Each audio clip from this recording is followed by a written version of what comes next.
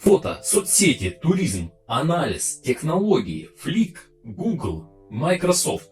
Что объединяет эти все понятия? Не догадываетесь?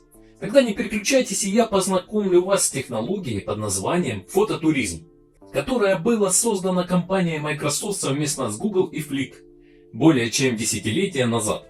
С вами Юджин из Graphic Core в рамках проекта Photo Without Studio.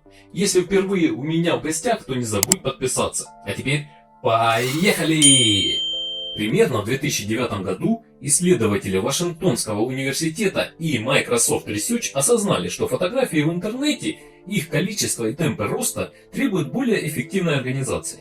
В ответ на это они начали исследовать способы решения данной проблемы. Было мало того, что фотографии сортировались по категориям и описанию. Программистам пришла в голову мысль о том, что неплохо было бы сортировать фото по местам съемки, но чтобы место съемки определялось автоматически. Идея состояла в том, чтобы взять большое количество фотографий одного и того же места, просканировать их и определить точку съемки каждой фотографии. Будущая технология должна была быть основана на методах рендеринга и моделирования с использованием алгоритмов компьютерного зрения для автоматического расчета точки обзора и создания разреженной трехмерной модели сцены для каждой фотографии. То есть, что имели разработчики на начальном этапе? Доступ к огромному объему фотографий, но только тех пользователей, которые дали разрешение на использование их фото. Технологию компьютерного зрения, которая к тому времени уже неплохо справлялась с задачами сканирования и обнаружения объектов в кадре. Ну и, конечно же, желание объединить эти вещи. Как говорится, нет ничего невозможного, когда есть желание. Написав кучу кода и отладив его, программисты получили первые алгоритмы, которые принимали в качестве входных данных большие объемы изображений из личных коллекций фотографий с сайтов обмена фотографиями в интернете, таких как Flick и Google Image. После сканирования фотографий полученные данные объединялись по месту съемки и создавался 3D-интерфейс, который позволял интерактивно перемещаться в 3D-пространстве, плавно переходя между фотографиями под контролем пользователя. Пользователь также мог перемещаться и исследовать набор изображений и геометрию мира.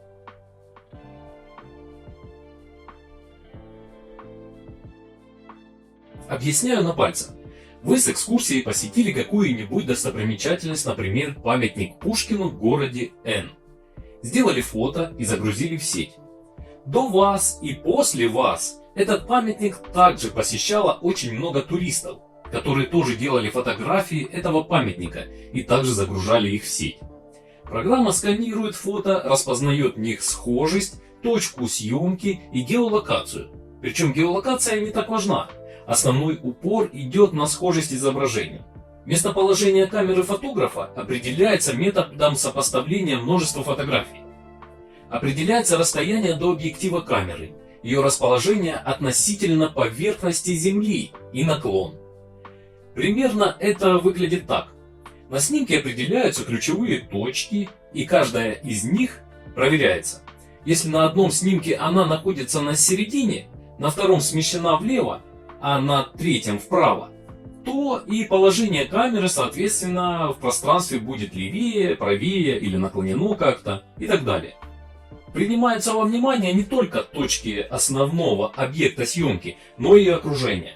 Объяснение, что я вам дал, во многом упрощено, так как сопоставляются огромные массивы ключевых точек на большом количестве фотографий. И только потом алгоритм делает вывод о местоположении камеры.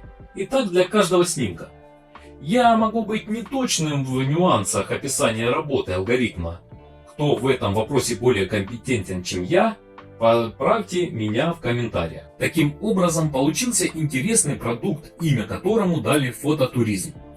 На данный момент этим сервисом невозможно воспользоваться.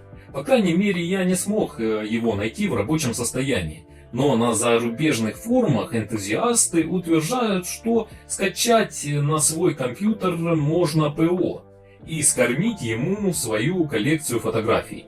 И если он найдет там фотографии одного и того же места в разных ракурсах, то он сделает все то, что и делалось тогда, во времена зарождения фототуризма. Я полагаю, что терять актуальность технология стала после того, как на улицах городов появились автомобили в основном от компании Google. Они фотографируют улицы в 360 градусов, создают панорамы и синхронизируют это с Google Maps.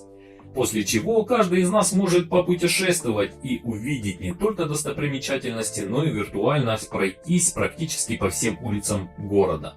Плюс ко всему, с появлением смартфонов с хорошими камерами, Google дала возможность каждому владельцу гаджета делать панорамы интересного места, а с недавнего времени создавать 3D из фото. Из всего вышесказанного можно предположить, что технология жива и по сей день.